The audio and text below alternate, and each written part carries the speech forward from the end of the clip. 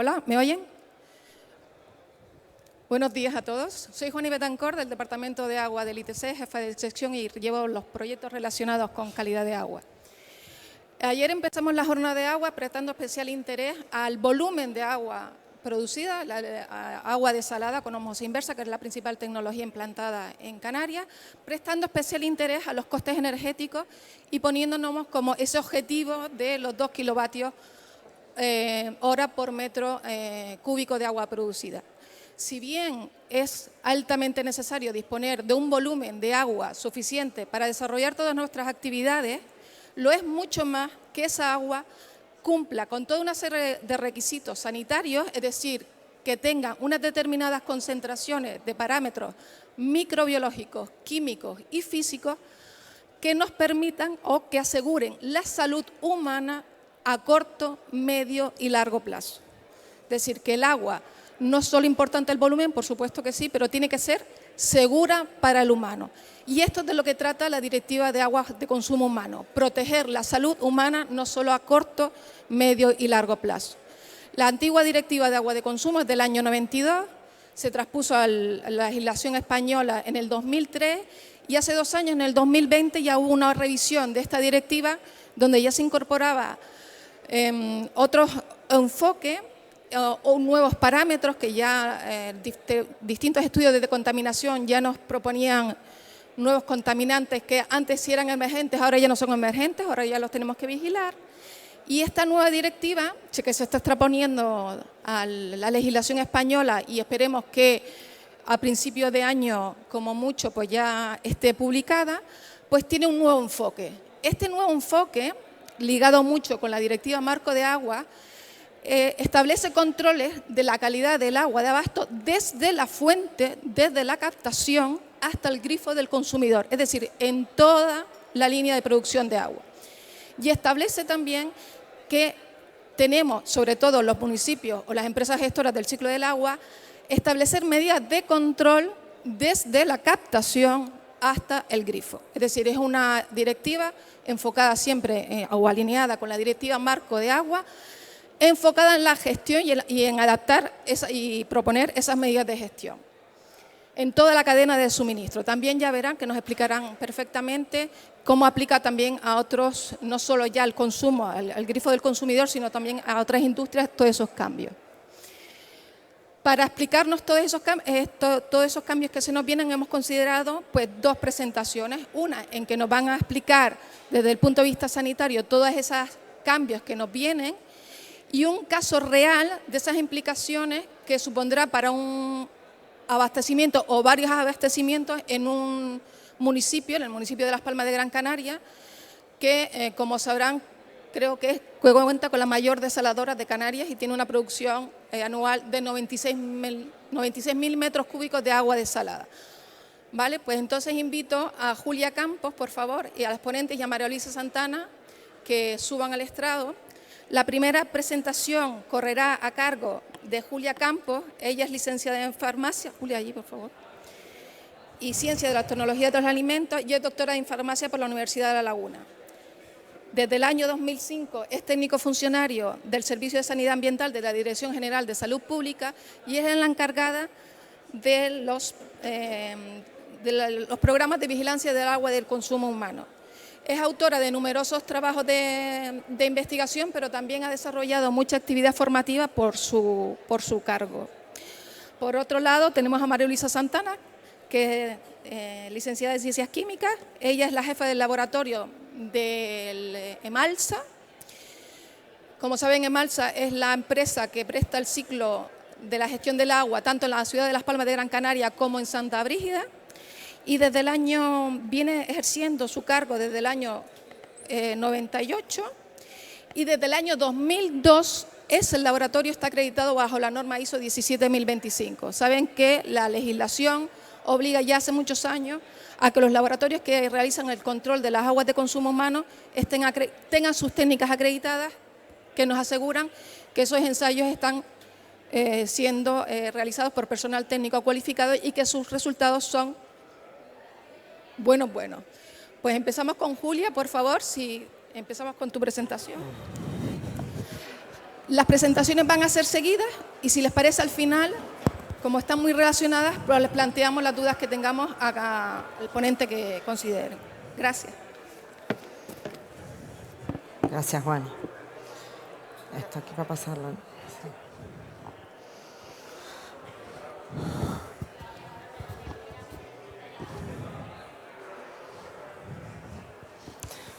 Buenos días a todos, espero que se me oiga bien. Ya como ha dicho Juan, y vamos a hacer la presentación de la Directiva de Agua de Consumo Humano, que pronto tendremos ya entre nosotros. Con la Directiva 98 del Consejo de Europa se establece lo que es el marco legal para proteger la salud de las personas de los efectos adversos derivados de cualquier tipo de contaminación de las aguas destinadas al consumo humano, garantizando su salubridad y limpieza. Todos los Estados miembros tenían que establecer todas las medidas necesarias para garantizar que las aguas destinadas al consumo humano no contienen ningún tipo de microorganismo, parásito o sustancia en una cantidad que no suponga ningún peligro potencial para la salud humana. Así, como habían comentado ya Juani, sale el Real Decreto en el 2003 de agua de consumo, donde se establecieron los criterios sanitarios que debían cumplir las aguas de consumo humano y las instalaciones que permitieran su suministro desde la captación hasta el grifo del consumidor y el control de estas, garantizando su salubridad, calidad y limpieza, con el fin de proteger la salud de las personas de los efectos adversos de cualquier tipo de contaminación del agua.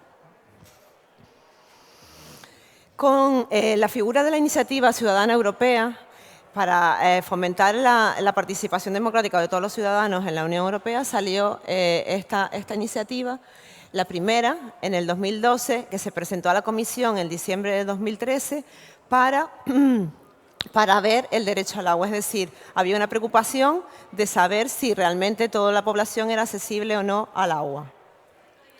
Se pretendía con esta iniciativa que toda la Unión Europea pues, promulgara y legislara y revisara esta legislación. Así, en el estudio de la evaluación de la Directiva del 98, se vio que habían 4 ejes principales de mejora que tenían que abarcar la nueva propuesta de directiva. Entre estos 4 sería, el primero de ellos, revisar la lista de parámetros y de valores paramétricos basados en la calidad. Otra de las mejoras que se pretende es mejorar la escasa aplicación del método basado en el factor de riesgo, así como imprecisión en las disposiciones sobre información a los ciudadanos. Cada vez más hay que ser más transparente y visible de toda la información que se genera. Y también se encontró que se podría mejorar porque había gran disparidad entre los sistemas de homologación de los materiales en contacto con las aguas de consumo y las consecuencias que tendrían en lo que es la salud humana. Independientemente, con la iniciativa también se vio que había un fallo importante, que era que parte de población, muchos grupos marginados, pues no tenían acceso al agua. Un derecho que se está establecido en los Objetivos de Desarrollo Sostenible, número 6, en la Agenda 2030. Entonces, eso es una mejora importante a tener en cuenta. Así como también se identificó que había una falta de concienciación sobre las fugas de agua. Según un informe de la Unión Europea, del Tribunal de Cuentas, se dijo que era debido a una inversión insuficiente en el mantenimiento y en la renovación de las infraestructuras, tal y como dijo en el 2017. Así, en el 2017, en la Oficina Regional para Europa de la OMS, se estableció a través del Protocolo de Agua y Salud pues, un estudio de la Directiva 98 para ver y valorar todo lo que son los parámetros y los valores paramétricos del agua, para ver su adecuación a los avances científico-técnicos y ver si realmente había que actualizar o no esta lista de valores paramétricos. Por lo tanto, se llegó en ese estudio, en esa evaluación, a determinar que había de controlarse, aparte de los que ya teníamos, todos los patógenos intestinales y las bacterias del género Legionella, así como añadir 6 parámetros químicos más. Aparte, se identificó claramente que el bifenol A, el nonilfenol y el beta-estradiol pues, se iban a usar como referencias para valorar lo que eran los alteradores endocrinos y las eficacias del tratamiento, si estaba bien realizado o no. Por ello, con la Directiva 2020-2184, que salió en diciembre del 20, se pretende conseguir el mismo objetivo que la Directiva 98, pero en este caso mejorando el acceso a las aguas de consumo para toda la población.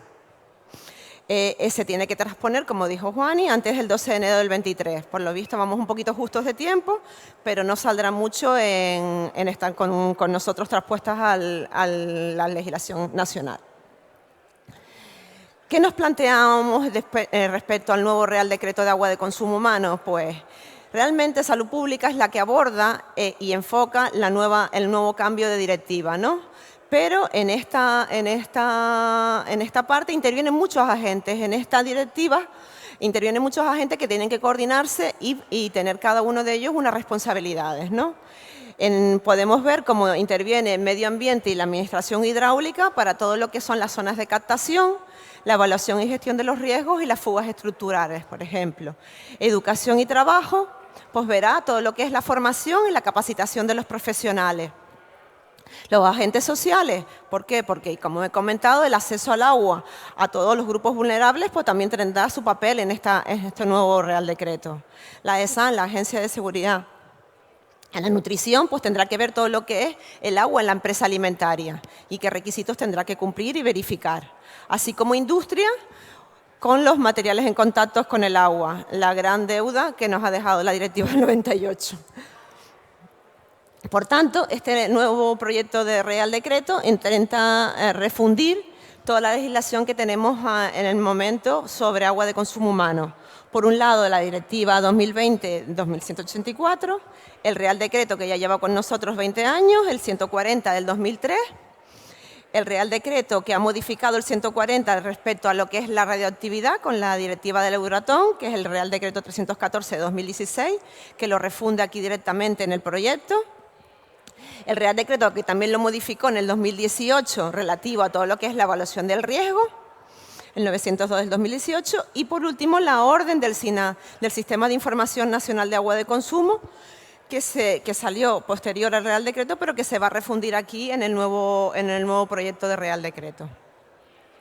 ¿Cómo será la estructura de este nuevo Real Decreto? Pues estará compuesto por 7 capítulos, y una serie de disposiciones. Los capítulos versarán del capítulo 1 de las disposiciones generales, el capítulo 2 correspondiente a las características del agua de consumo y su control, el 3 llevará a cabo todo lo que es el suministro de agua de consumo, es decir, todas las infraestructuras que van a intervenir en el suministro. El capítulo 4 será lo que es la evaluación y gestión del riesgo, ya se lo explicaré ahora. El 5, un capítulo independiente de lo que es la transparencia y gestión de la información. Cada vez tenemos que ser más transparentes e informar más a todos los ciudadanos de todos los datos que tenemos.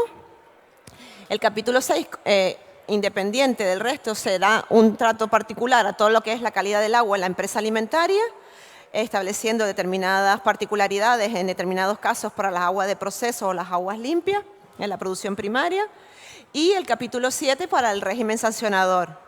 Sí que teníamos contemplado legislaciones anteriores, pero aquí se ha intentado poner una serie de puntos generales para ya tener contemplado pues, las infracciones en este ámbito. También este proyecto Real Decreto pues, tiene una serie de disposiciones adicionales, transitorias y finales. Deroga principalmente el 140, y establece pues, determinados plazos de ejecución para determinados capítulos y sesiones del Real Decreto para que sean pues, fáciles de cumplir e intentar que todos los operadores que intervenimos en el Real Decreto pues, podamos llevar a cabo las tareas por ellos encomendadas. ¿Qué acompaña también el Real Decreto? Pues una serie de anexos para desarrollar todas las partes legislativas que contempla el Real Decreto. Son 11 anexos, cada uno de ellos pues, viene de los capítulos anteriores. Por ejemplo, en el anexo 1 seguirá siendo nuestro anexo 1 del 140, pues aquí será todo lo que es los valores paramétricos y de los parámetros con sus indicaciones. El anexo 2 serán los tipos de análisis a contemplar, que serían para cada uno de los operadores que entran. Y la frecuencia de muestreo, que ahora estaba establecida con el 902 del 2018, pues aquí ya queda contemplada para este nuevo Real Decreto. Hay un anexo correspondiente a la toma de muestra y a los métodos de análisis para regular y quedar identificada cada uno de los métodos de análisis en cada uno de los parámetros a controlar. El anexo 4 será lo que es la lista de observación, que ahora ya les explico en qué consiste la lista de observación. El anexo 5 para una situación de excepción, para aquellos casos en que en una zona de captación se detecta algún parámetro que no es posible bajar el valor de ellos por determinadas circunstancias, pues determinado periodo de tiempo se contempla que se pueda suministrar esa agua en esas condiciones. El anexo 7 sería la actuación ante la presencia de sustancias radiactivas en agua de consumo, que viene a ser igual que el Real Decreto 314 del 2016, porque es una transposición de la directiva Euratom. El anexo 7 sería el plan sanitario del agua en las zonas de abastecimiento. Aquí se desarrolla y se amplía todo lo que se ha dado hasta el momento de que viene en el 902 del 2018. Y se establece un anexo particular para lo que es el plan sanitario de agua en los edificios prioritarios. Ahora lo comentaré. El anexo 9 son los materiales en contacto con el agua, específico para ver todos los tipos de materiales, los cementosos, los orgánicos y demás, y qué tipos de análisis y características tendrían que cumplir. El anexo 10 es un anexo que está contemplado para la evaluación de fugas estructurales, porque es una preocupación, como dije, de la directiva. Y el anexo 11, que sería lo que era la orden del SINAG, pues contemplado aquí como sistema de información con todos los requisitos y todas las obligaciones a los distintos operadores. Como se han dado cuenta, aquí cambia lo que es el gestor de agua de consumo y ahora hablamos de operador, porque aquí intervienen todas las partes, ya sea una entidad pública, privada o todas las partes que intervienen en el suministro de agua.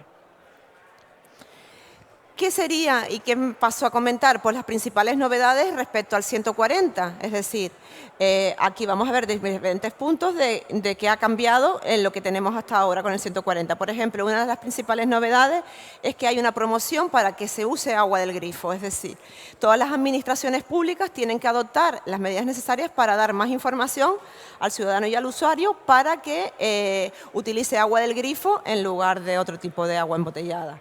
Entonces, una de las medidas que pone el Real Decreto es que las administraciones públicas adoptarán las medidas necesarias para garantizar la provisión de agua de consumo de grifo en sus dependencias y en otros espacios públicos. ¿Cómo consistirán estas medidas, por ejemplo? Pues que hay que informar a la población, a los ciudadanos, de que la calidad del agua del grifo es buena y que su uso pues, evita una cantidad de residuos y de envases que serían mucho mejor. También otra de las medidas que obliga es a que señalice todas las fuentes o equipos que suministran agua de consumo humano para que se puedan acceder a ellas. Se realizarán campañas anuales de información de la calidad del agua para fomentar el uso de la misma. Y se establece aquí una obligación que ya viene indicada en la Ley de Residuos, que vino de abril de este año, y de suelos contaminados, que tenía un artículo específico para ello, para evitar reducir los envases. Pues aquí también se establece que los establecimientos del sector de la hostelería y restauración ofrecerán siempre la posibilidad de agua de consumo de grifo de manera gratuita y complementaria a su servicio. Igual que todos aquellos eventos que se desarrollen, todos los promotores de eventos, tienen que garantizar que siempre haya acceso a agua de consumo de grifo no envasado. Estamos hablando de cualquier tipo de evento, eventos como este, eventos como algo musical, algo deportivo o demás. Cuestiones que muchas veces se han contemplado, pero que no, como agua de consumo de grifo no envasada.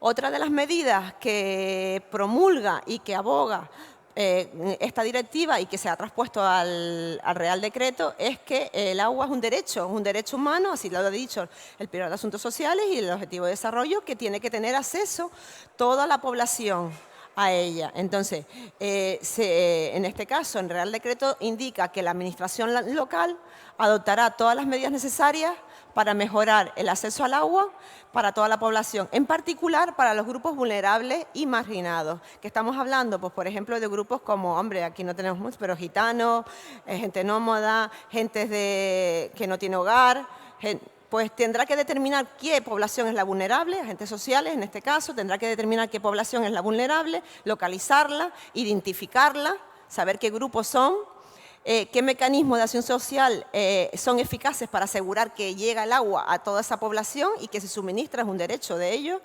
Y, por ejemplo, pues podrá ser o indicar que haya en esa factura a esas personas vulnerables pues una bonificación. Por ejemplo, la tarifa es una de las medidas que indica que que tendrá que ser aplicada.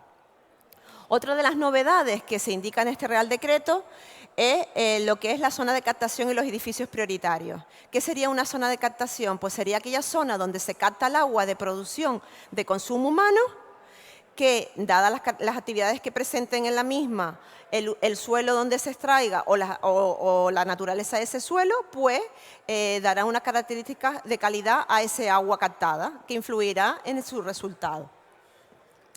Por lo tanto, se establece qué serían las tomas de captación, que es necesario una concesión administrativa y que intervienen tanto la Administración hidráulica como la autoridad sanitaria en la revisión y en los requisitos que debe de cumplir esa toma de captación.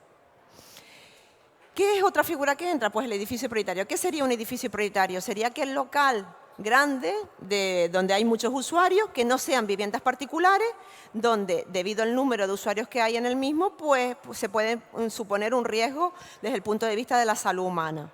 Por lo tanto, se establecen como edificios prioritarios los hospitales y clínicas, las residencias geriátricas u otras residencias, hoteles, apartahoteles, edificios turísticos y similares, centros de enseñanza, instalaciones deportivas cubiertas y centros penitenciarios. Se ha indicado el número de plazas o de camas hospitalizadas para establecer qué establecimientos de este tipo entrarían en las obligaciones que dispone el Real Decreto. Otra de las novedades que incorpora el Real Decreto nuevo será que hay nuevos parámetros a incorporar, hay nuevos valores paramétricos de los que se incorporan y de los que hay, pues se revisan algunos a su favor, aumentando la permisividad, que ya lo explicará María Luisa. Hay nuevos métodos de análisis, nuevos análisis a realizar y nuevas incidencias. Entonces, ¿qué era lo que les había comentado que hay expresamente indicado en el Real Decreto de Agua de Consumo? Pues lo que es una lista de observación. Se crea un apartado que se llama lista de observación para incluir en esa lista a todas aquellas sustancias y compuestos que susciten preocupación pública o entre la comunidad científica por motivos de salud para las aguas destinadas al consumo humano. En el artículo 8.3 o en el 13, no recuerdo bien, de la Directiva 2020 se indica que tenía que haber salido antes de enero del 2022 una lista de observación para todos aquellos parámetros que la Comisión había decidido que es objeto de estudio. Así salió en abril de este año esta decisión, donde incluye a estos dos parámetros, al 17-beta-estradiol y al nonifenol, con el método de ensayo posible para uno de ellos que no suponga un coste excesivo para su análisis. Si bien en el proyecto de Real Decreto, aparte de estos dos sustancias, ha indicado también pues, dos productos farmacéuticos, la acitromicina y el diclofenaco, por su preocupación en las aguas de consumo humano. Como nuevos parámetros se incluyen, desde el punto de vista microbiológico, la legionela en instalaciones interiores. En instalaciones interiores pues, se tendrá que determinar y ver qué parámetros y qué nivel, un poco más restrictivo que hasta ahora, pero que es de obligado cumplimiento en su vigilancia por la repercusión que tiene en la salud humana. Como indicadores, como ya dije, los colifagos somáticos que tendrán que determinarse en el control operacional, que ya lo comentaré. Dentro de los químicos, pues el bifenol A, el clorito y el clorato cuando se utilice el dióxido de cloro, el uranio, la suma de los 5 haloacéticos cuando el método de desinfección genere cloro activo, la suma de los 20 FAS por su preocupación como sustancias emergentes en el agua de consumo, y se hace una distinción en aquel plaguicida que está prohibido o no autorizado con un nivel o aquel que está autorizado y controlado, de tal manera que el dieldrin, el aldrin y muchos otros, el heptacloro y demás, pues tienen un nivel mucho más bajo del que hasta ahora está contemplado para su regulación. Y hay un apartado particular de lo que es las características del agua. Es decir, se contempla que el calcio, la dureza total, el magnesio y el potasio sean determinados para saber las características del agua, porque no vale siempre una remineralización que deje estos parámetros bajo mínimo y que la repercusión en salud humana pues muy importante. Otra de las cuestiones que también modifica el nuevo Real Decreto son los tipos de controles a realizar y los tipos de análisis. Hasta ahora teníamos identificados el autocontrol, la vigilancia sanitaria y la vigilancia municipal. Incorpora dos nuevos tipos de controles que son el control en los edificios prioritarios, específico para ellos, y la vigilancia en las zonas de captación. Esto viene indicado en lo que es el contexto del Real Decreto y los tipos de análisis indicados en los anexos que dije, en el anexo 3, donde establece como controles que ya tenemos conocidos, el control del completo, el control de la reactividad y el control en grifo, y como nuevos tipos de análisis, el control de rutina, que sería, por ejemplo, el que tiene por objeto la valoración de las características organolépticas del agua de consumo y el control de la desinfección. El control operacional, el que tiene por objeto facilitar al operador una visión rápida de la eficacia del tratamiento y de los problemas de la calidad del agua y permite una acción rápida, correctora para que todos los operadores pues, intervengan rápidamente. Y, por último, se ha establecido ahora por la transposición de la directiva lo que es el control específico en buque, que tiene por objeto facilitar al operador del buque de pasaje y a la autoridad sanitaria la información necesaria para determinar la calidad del agua en el punto de cumplimiento de la instalación interior del buque. ¿Qué otro punto que ha establecido el Real Decreto? Lo que es los materiales en contacto. Desde hace mucho tiempo ya tenemos una tarea pendiente con los materiales en contacto.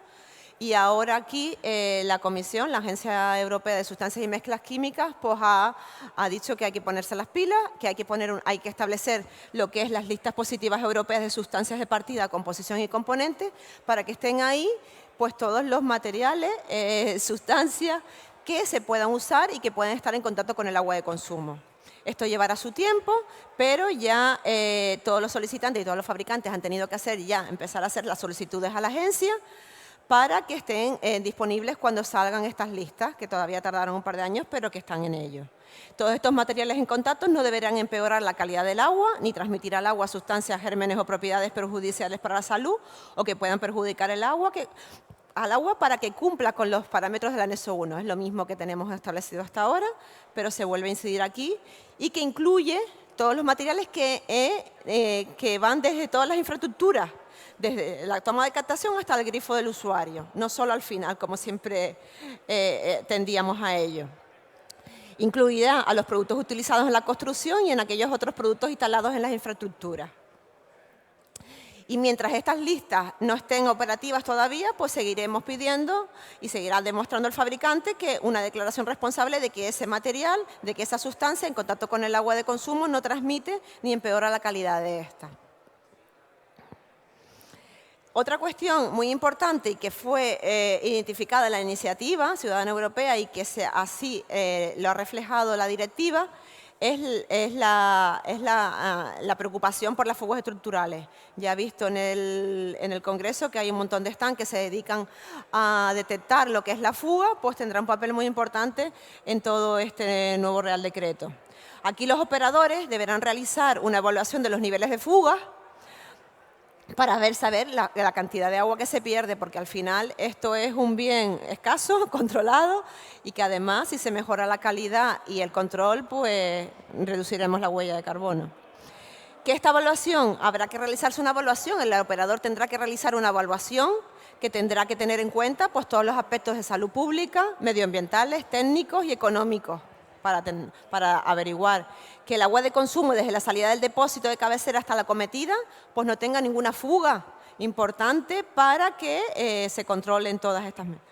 Que las conducciones y los depósitos de agua bruta pues de igual medida tendrán que verse si existe algún tipo de fuga.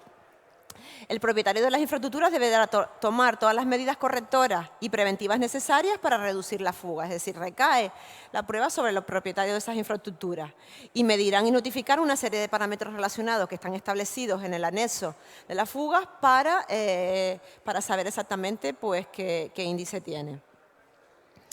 Por otro lado, en este Real Decreto se va a incidir en lo que es la evaluación y gestión del riesgo. Si bien esto es una idea que ya veníamos controlando desde el 2018, aquí hace un enfoque general de 3 elementos que intervienen en la evaluación y gestión del riesgo.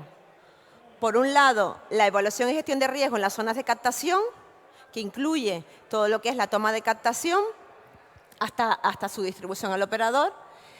La evaluación y gestión en las zonas de abastecimiento, que como bien dicho, sí que estaba recogida en la modificación del 140 desde el 2018 por lo que es los planes sanitarios del agua o el plan de seguridad del agua, recogida en la directiva, en la UNE y recogido en el Real Decreto, pero aquí va a ser una evaluación de todo lo que es la integración de estos tres elementos, porque por otro lado también se va a evaluar y gestionar el riesgo en las instalaciones interiores de los edificios prioritarios. El Ministerio pondrá a disposición, como ya ha puesto, la herramienta GEPSA para la elaboración de los planes sanitarios del agua para las zonas de abastecimiento y elaborará y pondrá a disposición otra herramienta para la elaboración de los planes sanitarios del agua en los edificios prioritarios. Por todo ello, sí, tendrá que elaborar e identificar claramente lo que es el evento peligroso, el peligro, el punto de control y demás para identificar y tener controlados todos los elementos que ayudarán a mejorar el riesgo y los problemas en el abastecimiento. Por otro lado, se ha incidido muchísimo en la transparencia de la información al ciudadano. Cada vez tenemos que ser más visibles de cara a todo lo que se realiza en el agua por todos los operadores que intervienen para que el ciudadano tenga más confianza al tener más información y ser más transparente en la misma, tenga más confianza en el acceso al agua y en el acceso del agua que es de calidad y agua del grifo, pues mucho mejor, ¿no? Entonces, por eso establece una serie de obligaciones para todos los agentes que intervienen en este Real Decreto, de tal manera que se disponga, se acceda a toda esa información que sea adecuada y actualizada de acceso al ciudadano y al usuario del agua. Así establece que para determinadas zonas, para zonas de más volumen de habitantes, pues establece una serie de requisitos para que esa información esté en línea, actualizada periódicamente, con los últimos boletines de la red de distribución, sean de análisis de control completo y control de reactividad, con todos los parámetros y los valores de estos parámetros, cosa que ahora mismo no tenemos, ¿no? Y la fecha de toma de esos análisis, y que se establezca también un apartado de que en esa red de distribución pues los valores de dureza, calcio, magnesio y potasio están reflejados en cuanto a su resultado numérico y a la fecha de toma de la muestra. Por otro lado, establece para esos operadores de grandes zonas de abastecimiento que la información está actualizada para determinados puntos en los primeros días del año, en cuanto a los datos generales y a los datos sobre el precio del agua. Se reflejarán datos del tipo de estructura y tipo de propiedad, de la zona de abastecimiento que distribuye esa red, que pertenece a esa red de distribución, a qué zona de abastecimiento, qué consumo medio diario de un hogar en esa red de distribución tiene, qué procesos unitarios de tratamiento se realizan en esa agua de esa red de distribución, qué tipo de origen de agua, qué origen de agua llega a esa red, qué rendimiento general da el sistema. Si hay, se asesorará y se informará de los ahorros de agua posibles para que el ciudadano pues tome las medidas oportunas. Habrán resumen y estadísticas, o les obligará a que haya resumen y estadísticas de quejas de usuarios, de llevar un control de todas aquellas quejas e información que el usuario transmite a los distintos operadores para que se actúe en consecuencia. Y tendrá que realizar una evaluación de los riesgos de todo lo que es la zona de captación, de la zona de abastecimiento, desde la zona de captación hasta la acometida del ciudadano.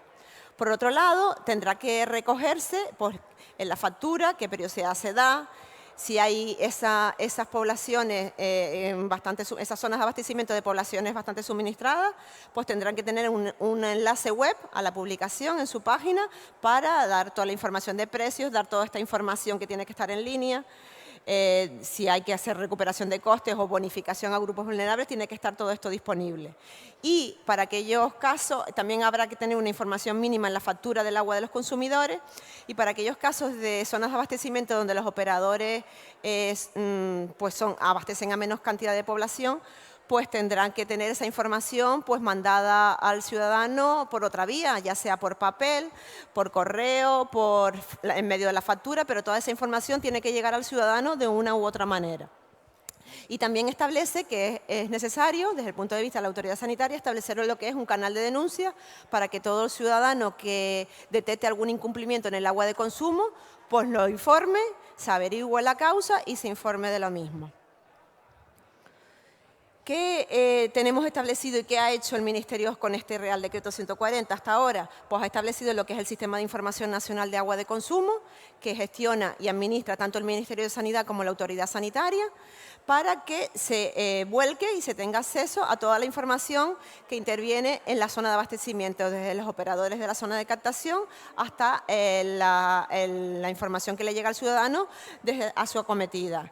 Hay un acceso profesional para todos aquellos usuarios que cargan esa información y que nutren al sistema, y un acceso al ciudadano para que sea conocedor de toda la información del abastecimiento. Aquí, en esta parte del acceso ciudadano, es donde se modificarán todos estos puntos a tener en cuenta para que el ciudadano le llegue toda esa información en tiempo real y mínimo. Se establecerán pues, que determinados operadores conecten directamente con el sistema de información y pongan toda esa información en la aplicación y el ciudadano la tenga en tiempo real y forma.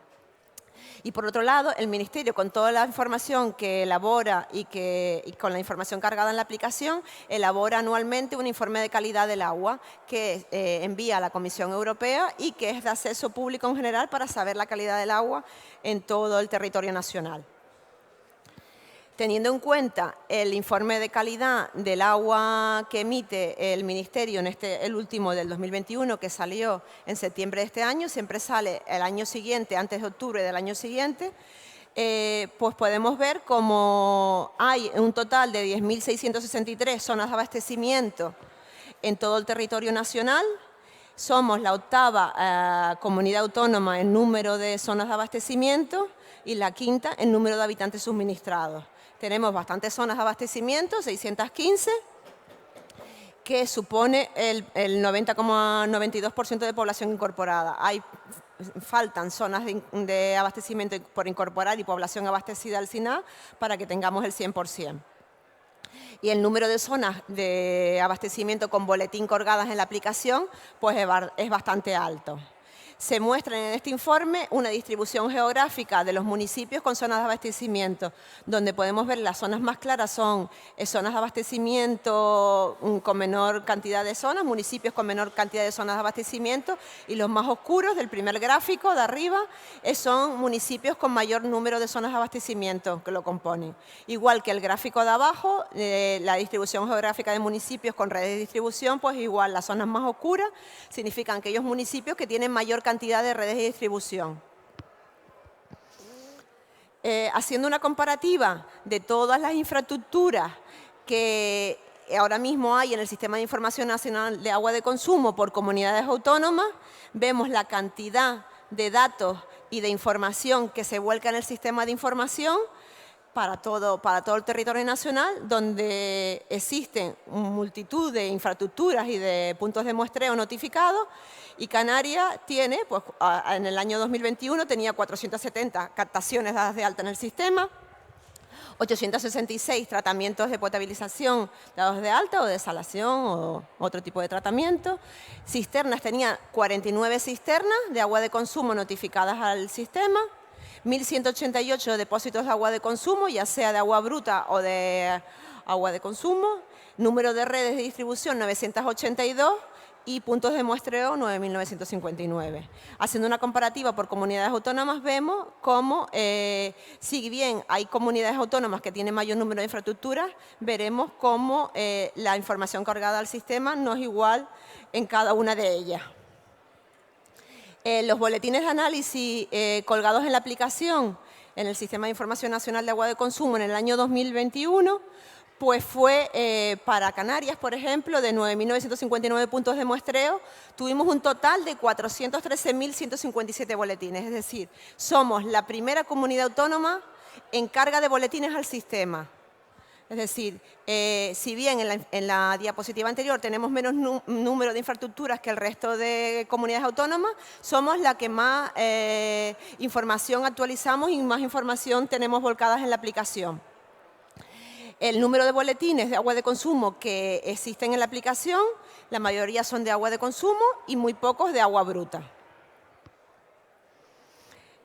Viendo la conformidad de estas zonas de abastecimiento frente a la actitud de los resultados de los boletines, podemos comprobar cómo Canarias es la comunidad autónoma que más alto porcentaje de cumplimiento tiene, con un 99,5% del total de agua apta para el consumo.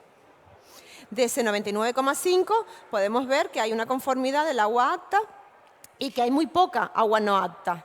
Y sin calificar, está contemplada los boletines de análisis sin calificar para aquellas zonas de captación de valores de radioactividad que son valorados por la autoridad sanitaria. Y por eso sale el indicativo de sin calificar. Por lo tanto, tenemos que tener la tranquilidad de que el agua de esta comunidad autónoma es bastante apta y existen muy pocos problemas para la salud. Y por último, quería indicarles que en esta transparencia se ve la evolución del acceso, tanto el acceso profesional al Sistema de Información Nacional, al SINA, como el acceso ciudadano. Y se ha visto como en el año 2021 casi es tanto el acceso al ciudadano a la aplicación ha sido casi tan igual al acceso profesional de todos los operadores al sistema. ¿Qué queremos ver en esto? Que es bastante importante, pues que el ciudadano cada vez más se preocupa por la información, por conocer la información de la calidad de su agua y que nosotros tenemos el deber de dar esa información, hacerla pública para que haya más confianza y más transparencia en la información y haya un mayor consumo de agua del grifo. Y nada más, muchas gracias por la atención.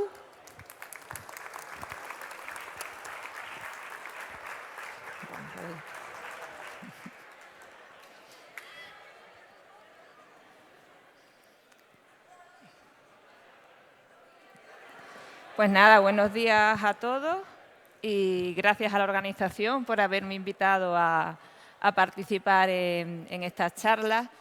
Mi ponencia va a ir sobre todo por los parámetros, los nuevos parámetros que con esta nueva normativa, esta nueva legislación que vamos a tener, pues nos van a afectar más directamente y aquellos que van a cambiar. Como podéis haber visto, el nuevo Real Decreto, la transposición de la directiva, va a ser bastante compleja y también económicamente pues, costosa.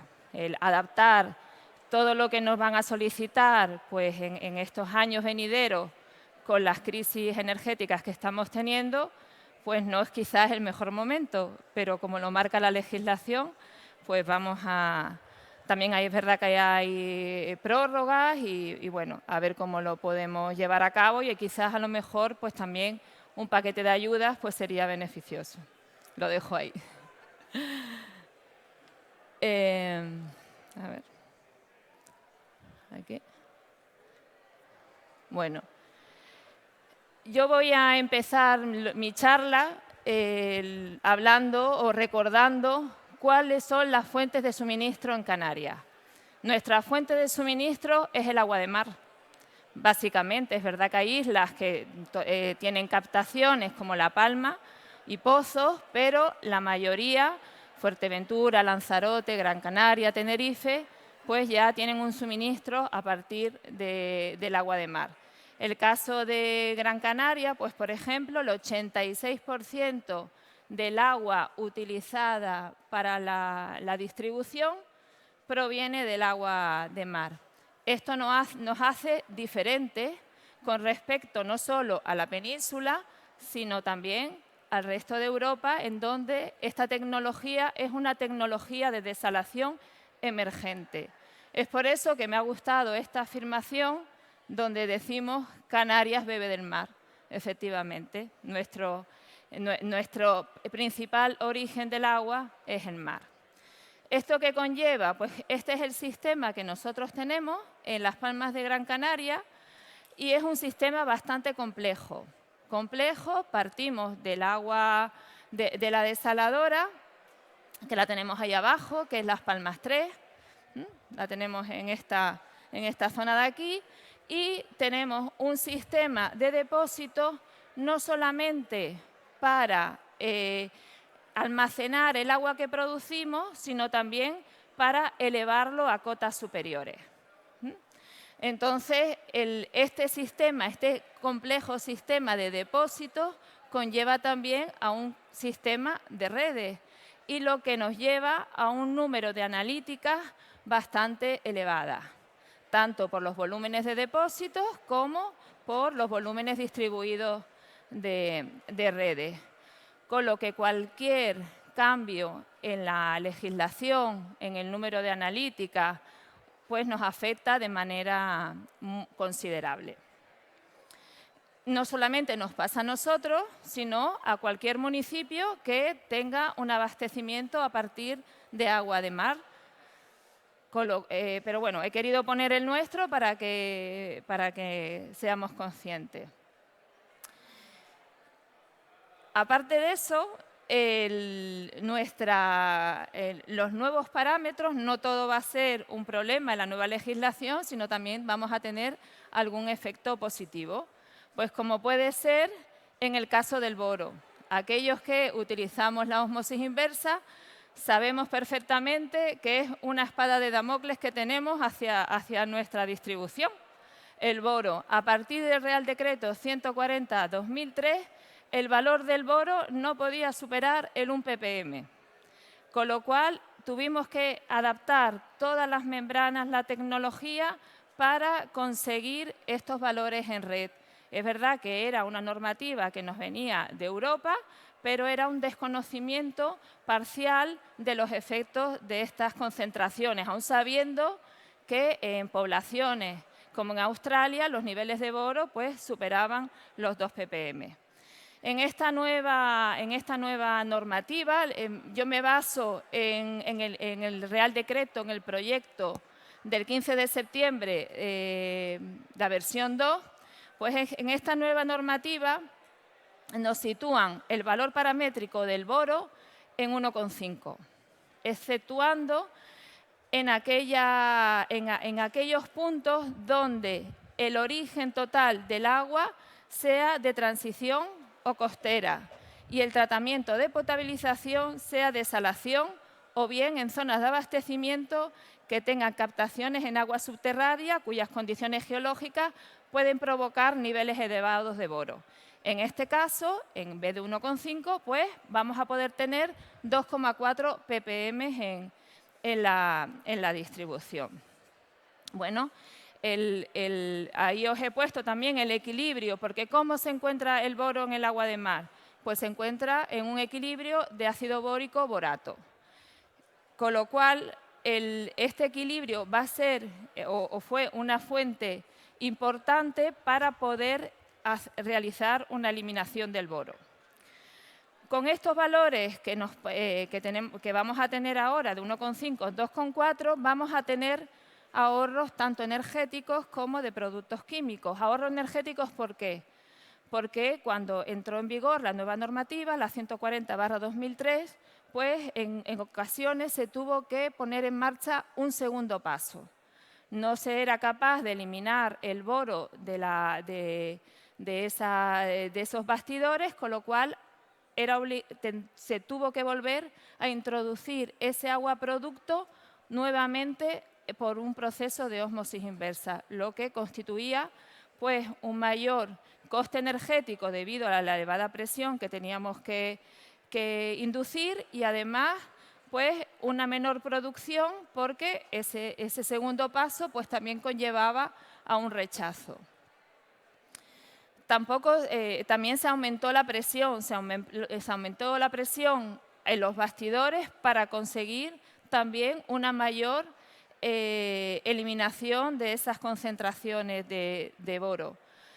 Cuando en la época en donde las temperaturas son mayores, aquellos que trabajamos con la ósmosis inversa, sabemos que sobre todo en las tomas superficiales, que al aumentar la temperatura, ese equilibrio del que estaba hablando antes, ácido bórico, borato, pues se encuentra desplazado más hacia el ácido bórico, con lo cual pues es más fácil el paso de ese boro a través de esas membranas, con lo cual pues esas segundas etapas las teníamos también que retroceder porque el nivel de boro que teníamos en el bastidor en conjunto era superior a lo legislado. Cuando no se conseguía, pues incluso teníamos que parar bastidores, con lo que conllevaba pues, a una baja eficiencia de lo que era la planta desaladora. También los cambios de membrana. También vamos a tener un ahorro de productos químicos. ¿Por qué? Porque aumentando la presión o utilizando pues, el segundo paso o cambiando las membranas no lo conseguíamos, aumentábamos el pH justamente también para que ese equilibrio se viese desplazado y así poder eliminar una mayor concentración de boro. Esto se hacía con sosa, con el coste adicional que suponía la producción de agua. Limpiábamos constantemente las membranas y además también pues, pusimos equipos de medición de boro en línea por la preocupación de tener una no conformidad. Bueno, pues con estos valores nuevos que vamos a tener, parte de todas estas odiseas, porque realmente eran bastante difíciles de llevar a cabo, pues lo vamos a poder eliminar. Aquí quiero hacer una reseña porque cuando fue la consulta pública para la transposición de esta nueva legislación, EMALSA, a través de las AEA, solicitó que el punto 2, donde se habla de los niveles de boro, se transpusiese tal y como lo dice la directiva. Si os acordáis, en la transposición se está hablando de mayoritariamente, perdón, del 100% del agua desalada. En cambio, la directiva habla de mayoritariamente el agua desalada. Entonces, desde EMALSA se solicitó que fuera mayoritariamente. ¿Por qué? Pues porque, como nos pasa a nosotros, les puede pasar a cualquiera, pues en este ejemplo que he puesto aquí, tenemos dos depósitos, el gran depósito y el depósito del Sabinal. Son los dos depósitos de cabecera que tenemos. En uno, en el gran depósito que suministra toda la zona baja de Las Palmas, solamente entra agua desalada, con lo cual aquí podríamos tener 2,4 ppm de boro. Pero en el depósito del Sabinal tenemos una captación. Esta captación supone menos del 2% del agua total que se suministra. Y en cambio, en este depósito solamente podemos tener 1,5 ppm. Entonces, bueno, debido a esto, nosotros solicitamos que se aplicase este anexo tal y como, o esta nota tal y como decía la directiva. Otro de los parámetros que también vamos a tener es el índice de Langelier. Antes el índice de Langelier no era un parámetro, sino era una observación, una nota dentro del pH. Ahora es un parámetro que vamos a tener que cumplir, está en más o menos 0,5 y bueno, lo que se quiere es que el agua no sea ni agresiva ni incrustante. Este parámetro, cuando vemos que tiene una nota, la 18, entonces este parámetro va a estar relacionado con el pH, con los cloruros, con el sulfato y con la conductividad. ¿A qué nos lleva todo esto? Pues a que en lugar de determinar el índice de Langelier, vamos a tener que determinar estos tres índices. El índice de Langelier, el índice de Riesner y el índice de Larson. El índice de Langelier realmente no es un parámetro cuantitativo, sino cualitativo. Solamente nos dice qué características tiene el agua, si es incrustante, si es agresiva, pero no nos dice cuánto de agresiva o cuánto de incrustante es el agua. Pues para eso vamos a utilizar el índice de Riesner. También es cierto, como decía Julia, que vamos a tener que remineralizar el agua. O sea, en ocasiones el índice de Langelier, como estaba puesto como nota, pues se solventaba subiendo el pH del agua. El pH del agua está entre 6,5 y 9,5, con lo cual pues cuando el agua sale de una ósmosis, tiene un pH bajo, se añade sosa, se sube el pH y ya tenemos ese índice de Langelier dentro de legislación. Eso era anteriormente. Hoy en día, o cuando entre esta normativa en vigor, pues hoy en día vamos a tener que remineralizar. Vamos a tener que añadir carbonato cálcico, como lechos de calcita con CO2, o vamos a tener que hacer un tratamiento de cal y CO2. O sea, el agua que viene de la ósmosis va a tener que ser remineralizada. Entonces, tanto el índice de Riznar como el índice de Larson, digamos, van a ser los chivatos que nos van a decir cuánto de incrustante o corrosiva va a ser ese agua. También en relación con el índice de Langelier vamos a tener lo que es la desinfección y el pH. Y hago esta aclaración porque es verdad que se recomienda que la desinfección del agua sea a un pH o esté durante 30 minutos a un pH inferior a 8.0. Para remineralizar un agua de una ósmosis inversa y para tener tanto un índice de Langelier como un índice de Riznar no agresivo ni incrustante, es decir, equilibrado, podemos llegar a un pH 8,2. No por encima de 8,2 porque si no los bicarbonatos nos precipitarían como carbonatos. ¿Qué ocurre? Que podemos estar en ese 8,2 y la concentración de calcio estaría en torno a 20-25 ppm. Si nosotros queremos llegar a valores inferiores a 8, tendremos que aumentar esa dosificación de calcio y aumentar también la dosificación de CO2. Es decir, tendríamos que llegar a unos niveles de calcio aproximadamente el doble de lo que estamos utilizando ahora. Todo eso conlleva pues, a un gasto pues, de productos químicos, aquí no hay cal, en CO2 también hay que transportarlo, así que hay que plantearse si realmente un agua que viene de una ósmosis inversa, que ese proceso de ósmosis inversa considerado una hiperfiltración, que a menos que las membranas tengan agujeros no pasarían las bacterias, sería necesario llegar a estos valores de pH y a esos consumos elevados sin necesidad para lo que es la remineralización.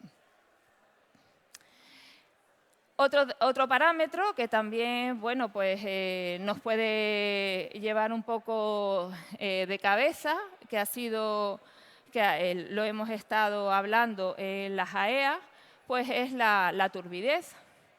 La turbidez la vamos a determinar en 3 puntos, como la determinábamos anteriormente, la de ETAP, depósito de cabecera, donde el valor paramétrico disminuye de 1 a 0,8. La vamos a determinar en los depósitos de regulación y en las redes de distribución, donde el valor va a ser 4, pasa de 5 a 4. Y además también la vamos a determinar en el control operacional.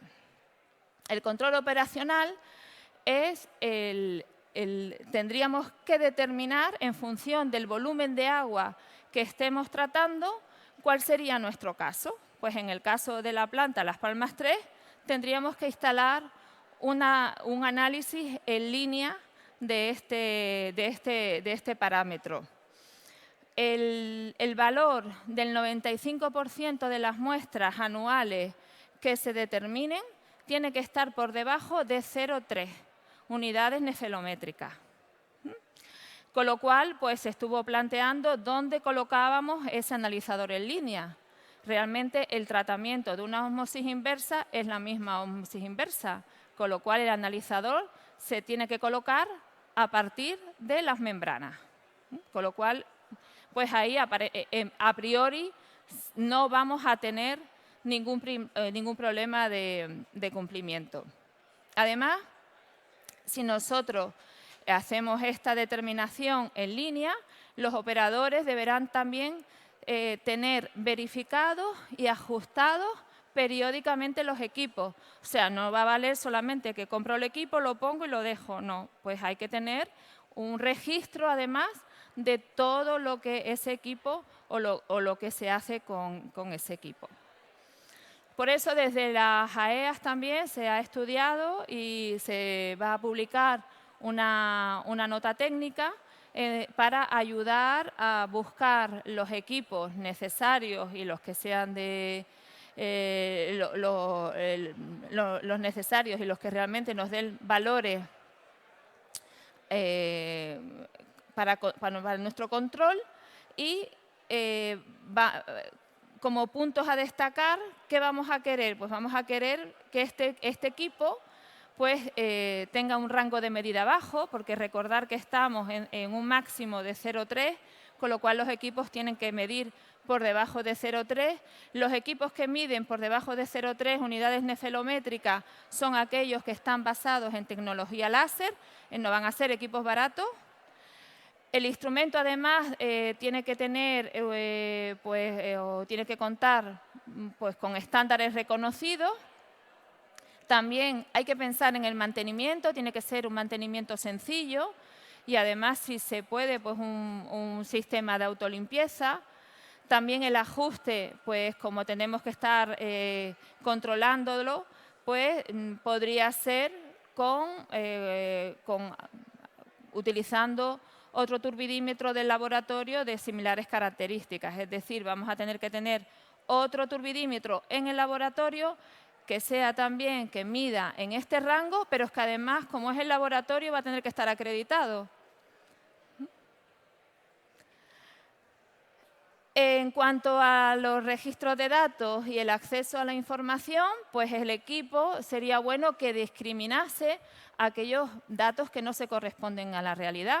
Pues, por ejemplo, un mal funcionamiento del equipo o una parada de la planta. Pues todo eso se podría poder discriminar o eliminar del registro. Además, también, pues, para mejorar lo que es el dato, se requerirá que el dato, o se piensa que sería bueno que el dato se pudiesen medir varios datos y después trasladar al SINAC la media de esos datos.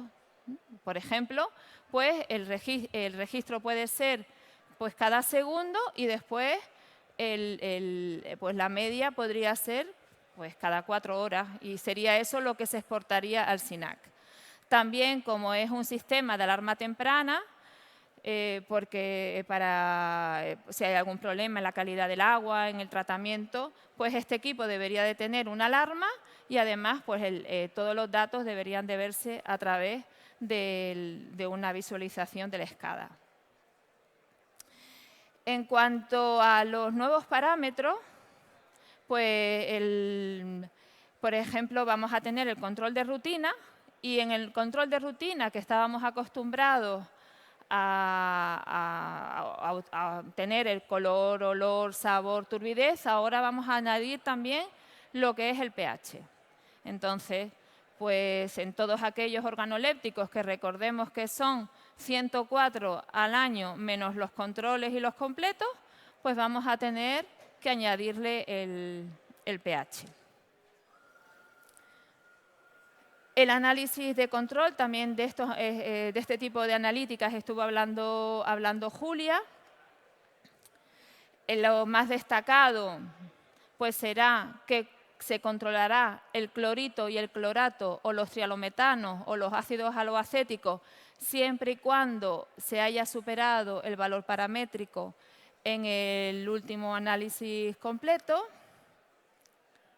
Y en cuanto al análisis completo, pues aquí pues ya tenemos una serie de parámetros nuevos.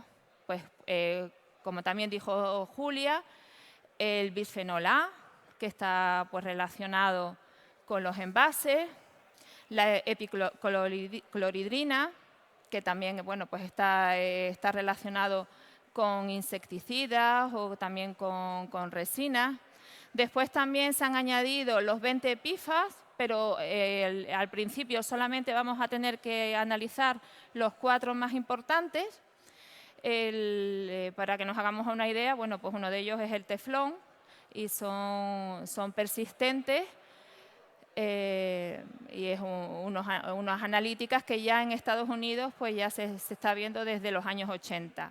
También tenemos los ácidos aloacéticos, derivados de la desinfección, los bromatos, los que venía siendo a analizar solamente cuando se utilizaban los ozonos, pues vamos a tener que analizarlos también. Cloritos y cloratos, que también son agentes producidos por la desinfección. Y después también los colifagos somáticos, que son virus que infectan la Escherichia coli y nos dan una idea de la contaminación o la posible contaminación que puede tener el agua por patógenos. En cuanto a la red de distribución, pues vamos a tener también el fluoranteno, que es un hidrocarburo policíclico aromático, que vamos también a analizarlo pues, en continuo. Y bueno, pues vamos a tener también otros análisis que ya veníamos haciendo, como era el control de la radioactividad, el control operacional del que ya hablé, que es la turbidez, control en el grifo, que es la autoridad pertinente la que lo tiene que hacer, y el control específico en buque. En cuanto a la caracterización de las aguas, dureza, calcio y magnesio y potasio, se tendrá que hacer de manera semestral y, como dijo Julio, informar a los usuarios. En cuanto a la lista de observación, esta lista pues, puede ser ampliada. Tenemos los cuatro emergentes, el estradiol, que es una hormona, el nonifenol, debido a los insecticidas o productos de limpieza, la citromicina, que se utilizó es un antibiótico para el COVID-19, y el diclofenaco, que es un antiinflamatorio. Realmente, bueno, como decía, nosotros bebemos del mar, entonces se piensa que todo esto lo pueden tener más bien pues, aquellos suministradores cuya captación sea un río, un embalse, porque las aguas residuales vierten allí y tienen un efecto más duradero que lo que es la dilución infinita que se produce en el mar. Toda esta tecnología, todos estos nuevos parámetros, pues, son bastante costosos de analizar. No se analiza con un pHímetro simple. Tenemos que utilizar un cromatógrafo de líquidos masa. No está por debajo de 600.000 euros, con lo cual pocos laboratorios tienen acceso a él. Y además con los límites de cuantificación que nos exige, con la incertidumbre que nos exige, con las acreditaciones que nos exige, pues esto supone una inversión analítica muy importante para los laboratorios medianos, pequeños. Los grandes posiblemente ya lo tengan, pero finalmente lo que es todas estas analíticas van a converger en 2 o 3 laboratorios peninsulares. Los precios que os he puesto ahí son precios estimados porque son a laboratorios externos y que no están acreditados la mayoría de ellos, con lo cual pues pueden aumentar. También, además, quería comentar que tenemos una crisis del helio. No hay helio. El helio lo están llevando para los hospitales y el masas, para trabajar con el masas necesitamos helio. Es verdad que podemos utilizar el hidrógeno, pero no llegamos a los límites de cuantificación. Entonces, bueno, es algo más que tenemos que añadir a esta problemática. Y ya para finalizar, pues desde mi punto de vista, pues aplaudir este artículo, la promoción del agua del grifo. En ocasiones me llama mucho la atención porque me pregunta la gente, pero es que se puede beber el agua del grifo, pero es que el agua del grifo es potable. Pues bueno, creo que con esta normativa vamos a poder dar información y vamos a poder decir que, o por lo menos publicar y hacer consciente a todos de que el agua del grifo es apta para consumo. En la OCU, Las Palmas de Gran Canaria fue la tercera mejor agua de España. Y además, el agua es blanda, no es dura. Y nada más. Muchas gracias.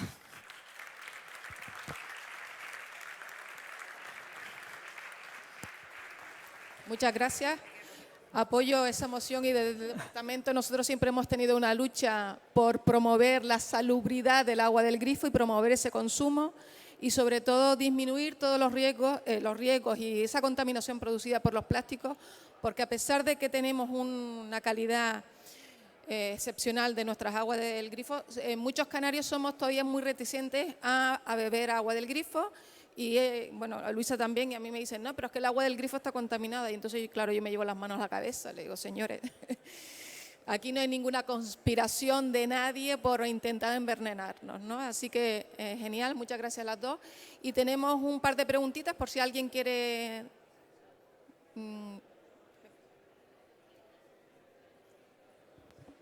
¿No es muy ambicioso ir a un límite de cuantificación de 1 nanogramo como se va en el estradiol? ¿Es a mí? A cualquiera de las dos. Dijo, Una lo paga y otra lo exige, pero es 1 nanogramo litro de cuantificación. Teniendo una técnica como una cromatografía líquida de masas, se puede llegar ambicioso, por supuesto, pero la legislación no se marca desde el laboratorio. Se intentará, igual que también pues, el uranio, igual que cualquier otro parámetro. Es que esos límites son sanitarios y son de prevención. Eso aquí nosotros obedecemos, ¿no? Exacto. Y si se llega, y de hecho hay otros parámetros que todavía tienen límites de cuantificación peores, que de hecho hay algunos parámetros que acreditados, me parece que nada más que hay un laboratorio en Europa, pero sí se llega. El problema es que, claro, para los laboratorios canarios, eso lo que dice Luisa es que nos obliga a enviar esas muestras fuera y que parte del negocio y de los trabajos se vayan fuera. Pero bueno, eso es otro debate que también podemos hacer. Pero sí es verdad, las directivas van cada vez bajando los límites para prevenir la salud. Le quiero dar la palabra a María Luisa de la Dirección General de Salud Pública. No, para contestar a Pino, el estradiol, el efecto disruptor endocrino, hoy es uno de los mayores retos que se plantean desde salud pública. Es sobradamente conocido el efecto en la salud humana. Los grupos de población jóvenes, sanos, en edad reproductora, con dificultades para la reproducción, son un motivo de preocupación en la comunidad científica mundial y yo creo que se ha introducido como un elemento de control, porque claro, efectivamente hay muchos más disruptores endocrinos, pero es una respuesta a la preocupación enorme que hay en estos momentos. Yo me imagino que todos estos parámetros en función de sus resultados a lo largo del tiempo podrán ser objeto de revisión, pero viene de ahí el interés en determinarlo y en unos rangos muy bajos, claro, porque su concentración va a ser muy baja, aunque como es un efecto acumulativo y un efecto crónico para la población, queremos que la gente beba agua del grifo, hay que ser consecuentes, claro. Otra cosita, que muchos proyectos de productos químicos ya se ha abarcado el tema del bifenol A, por ejemplo, y del nonilfenol en muchas campañas anteriores, por su preocupación en uno de los casos para la lactancia en los niños, por los biberones y demás, y en otro por todos los productos de limpieza en cuanto a los efectos para la salud. Entonces ya viene desde hace mucho tiempo con la directiva REACH y con toda la directiva de productos químicos, esa indicación de Europa y esa preocupación por esas sustancias en concreto.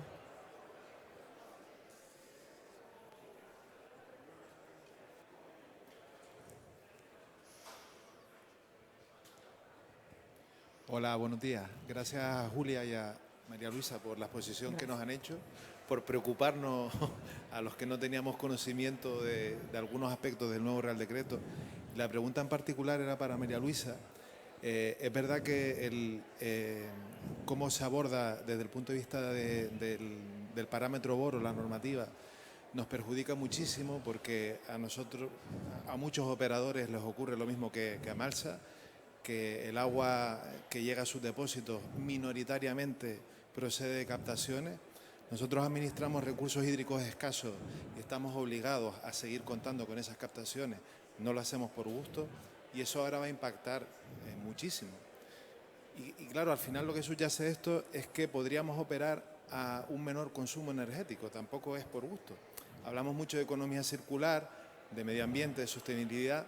Pues, habría que tener también estos aspectos en cuenta cuando se redactan las normativas. Y quizás es algo que tendremos que seguir peleando para que se adopte el término mayoritario, que tiene todo el sentido. La pregunta era en concreto en relación al índice de Larson que has comentado, es preguntarte si habías evaluado si ahora podremos operar con un rechazo de boro mayor. El cloruro creemos que va a ser ahora el factor limitante. Si con lo que nos obliga la normativa, los 250 ppm de cloruro, lo vamos a tener que rebajar para cumplir el índice de Larson. Era para preguntarte si tú, por tu conocimiento, por tu experiencia, has evaluado eso o no. Realmente lo que te va a limitar no van a ser los cloruros, va a ser el sodio. El sodio te va a limitar en ese ósmosis, en esa Cloruro ósmosis. sodio, claro. Claro, entonces no vas a llegar a 250 ppm de cloruro. Y como vas a remineralizar el agua, vas a tener unos carbonatos o unos bicarbonatos superiores. Entonces ese índice de Larson, que realmente es cuando tienes sulfatos y sulfatos no los vamos a tener, pues lo vas a seguir, o sea, lo vamos a cumplir. Gracias. Por esas limitaciones. Y otro aspecto que has comentado que a tener muy en cuenta es tener que bajar de un pH 8 en aguas producidas industrialmente y que se deben remineralizar, nos va a obligar a un consumo de dióxido de carbono brutal. El dióxido de carbono ha subido en torno a un 140% este año en Canarias. Sí, bueno. Es que, claro, es lo que digo, yo entiendo el cumplimiento de normativa, tenemos que actualizarnos, tenemos que mejorarnos, pero claro, esto tiene unas implicaciones de operación y de sostenibilidad que se deberían de tener en cuenta. Sí, vamos, lógicamente. Yo cuando estuvimos nosotros haciendo los cálculos para la remineralización del agua de Las Palmas 3, no sabíamos cómo traer tanta cantidad de cal, básicamente porque el 40% que transportamos de cal es agua. Entonces, suministrar o traer más concentración de hidróxido de cal, pues es a día de hoy un poco kafkiano, ¿no? No tenemos que cumplir, o sea, nos dicen que ese sería el mejor pH para la desinfección. ¿Por qué? Porque el cloro, justamente en ese pH, tiene una efectividad mayor. El pH tiene que estar entre 6,5 y 9,5. Es verdad que para una mejor desinfección tendría que estar entre 7,5 y 8.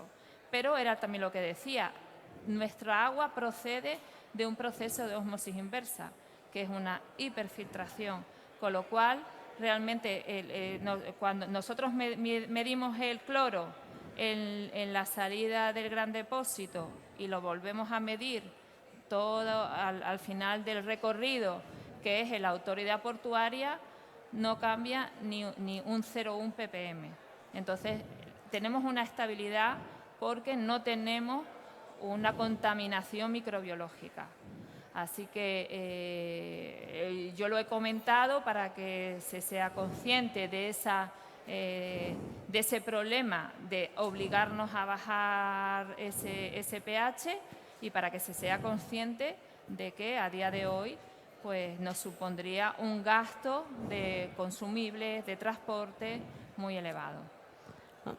Hay que tener en cuenta que el pH es fundamental para ver la desinfección, sí que hay que controlarlo para que la desinfección sea adecuada, si no al final La desinfección no resulta efectiva y vale que ustedes tengan en toda la red controlada cualquier contaminación microbiológica, pero puede haber determinados operadores que no lo tengan tan controlado, su evaluación y gestión del riesgo no es tan efectiva y entonces el tratamiento de desinfección es primordial.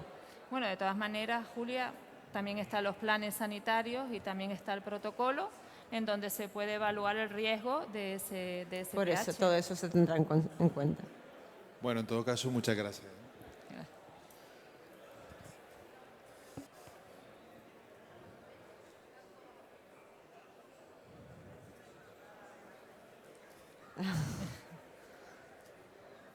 Las Palmas. Una cosa casi anecdótica, ¿no?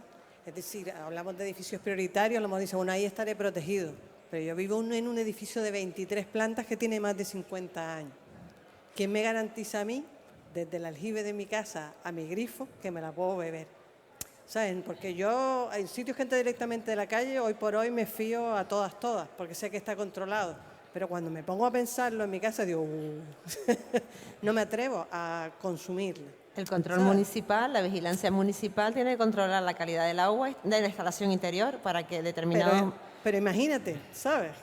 Tendrá que tener un censo que debería ya estaba establecido en el 140 de aquellas instalaciones con mayor cantidad, si es los años que lleva, depende si es nueva o vieja, la cantidad que tenga de plomo y otros minerales, metales que tienen que tener en consideración que pueden transmitir de la instalación interior a la calidad del agua. Pero por eso te digo que hay veces que pienso que hay un mundo real, actual y un mundo paralelo, que es el de las ideas o de lo que debería ser y al que por supuesto se debe tender, ¿no?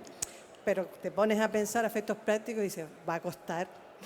No, pero eso se está haciendo. O sea, lo que es el control en el grifo, desde la entrada en vigor del 140, el ayuntamiento anualmente, el Ayuntamiento de Las Palmas, estoy hablando, que es el que conozco, pues hace unos 300 análisis de edificios, mitad privados y mitad públicos. Los que son públicos, hospitales, colegios, siempre todos los años son los mismos, y los privados, para poder abarcar a todos los edificios, se van variando todos los años. En cuanto a captación, disculpa un momento nada más,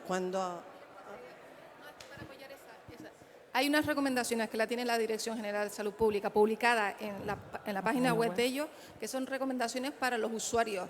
Cuando yo tengo un depósito en mi casa y ese depósito yo lo limpio acorde a unas instrucciones que tiene, porque claro, mi casa no está dentro de ese que aparte de toda esa vigilancia que se hace, también tiene que haber una asunción de responsabilidad por parte del propietario o de la comunidad de propietarios. ¿Vale? Entonces, por eso te decía que en la página web de ellos está el protocolo perfecto para que se haga la limpieza. A ver, aquí se ha recorrido un camino infinito de éxito, entiendo yo, en la gestión del agua desde que entraron los operadores y los gestores en la gestión profesional del agua, ¿no? Que los que estamos aquí hemos vivido y hemos de reconocer objetivamente en su control y en su calidad. Queda camino por recorrer. Los ayuntamientos, que son el punto final, digamos, que han de controlar la calidad en grifo, les está costando más, pero también están subcontratando ese servicio porque obviamente ellos no lo pueden hacer y se está haciendo. Queda una última pata que decía ahora Juani, que es la asunción de competencia y de responsabilidad individual de los gestores de los edificios. Y para nuestra tranquilidad, en Las Palmas están desapareciendo, Diana, los depósitos en los edificios y en las viviendas, porque como el ayuntamiento ya te garantiza el abastecimiento las 24 horas del día, pues está eliminando un punto de riesgo que está ahí, el ayuntamiento y las empresas gestoras, que en definitiva es su trabajo. Aquí queda un camino muy largo, pero es que si echamos la vista atrás, los que llevamos años en esto, como todos los que estamos aquí, es que se ha hecho un trabajo ímprobo y que merece por lo menos nuestro reconocimiento, ¿no? Aunque queda mucho por hacer. No, bueno, grifo aparte, porque claro, yo pienso en el almacenamiento, en las conducciones, la edad que tengo, o sea, que el mundo de las comunidades de vecinos o de propietarios es complejo, ¿no? Y la otra cuestión era que mientras explicaban antes me surgió la duda cuando se habla de captaciones, cuando por ejemplo es la desalación, ¿nos vamos a la captación en sí o es el punto, es decir, es después de desalada? O sea, lo que se refiere a captaciones. Se llega al origen, al punto de captación, Sí. esté donde esté, ¿no? Es la vigilancia de las zonas de captación, es la zona de captación, el punto donde se coge el agua Sí, sí. destinada al abastecimiento, a la producción de agua de consumo, con su naturaleza de todas las actividades que tenga por la zona, el suelo donde está recogido y toda esa calidad de ese suelo, de esa tierra que va a influir en esa toma de agua, de captación para su calidad. Sí, que se aproxima un poquito a la de agua mineral, un poco el concepto de control, ¿no? En este Sí, caso. claro, ¿no? ahora sí es uno de los puntos Claro, de actividad de todo que el también sistema. tiene su Por eso. complejidad. Bueno, pues nada, Carmelo, suerte.